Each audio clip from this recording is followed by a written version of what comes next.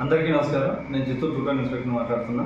ఈరోజు ఉదయం 11:30 నుంచి 12 గంటల మధ్యలో చిత్తూరు టౌన్లోని గిరింపేట దగ్గర ఉన్నటువంటి సబ్ డివిజనల్ ఇంజనీరింగ్ ఆఫీస్ వద్దకు యాదవరం మండలం అరిమాకులపల్లి గ్రామానికి చెందిన భాస్కర్ నాయుడు మరియు అదే గ్రామానికి చెందిన వారి సమీప బంధువులైనటువంటి సులోచన, సరస్వతి, లక్ష్మి వీళ్ళ ముగ్గురు కూడా ఈ బోర్ మ్యాటర్ సర్వీస్ సంబంధించి పీజీఆర్ఎస్లో పెట్టుకున్న పిటిషన్ విచారణ నిమిత్తం అక్కడ రావడం జరిగిందని, ఆ విచారణలో భాగంగా ఇద్దరు కూడా అక్కడున్న జేఈ గారి రూమ్లోనే గొడవ చేసుకుంటుంటే వారు ఆ గొడవను ఆపే ప్రయత్నించినా కూడా వినకుండా టక్కని భాస్కర్ నాయుడు తను ముందే తెచ్చుకున్నటువంటి కత్తితో ఇద్దరు లేడీస్ని కత్తితో కొట్టడం జరిగింది.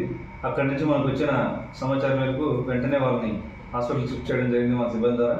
ఆ లోపలే ఆ విధంగా కత్తితో పొడిచిన భాస్కర్ నాయుడు అక్కడి నుంచి ఇమ్మీడియట్లీ పారిపోవడం జరిగింది. అతన్ని పట్టుకోవడం నిమిత్తం టీమ్స్ కూడా వెతుకుతున్నాం. అతని మీద అటెంప్ట్ మర్డర్ కేసు కూడా నమోదు చేశాం. దీని ప్రకారం అతని మీద చట్టపరంగా చర్యలు తీసుకోవడం జరుగుతుంది.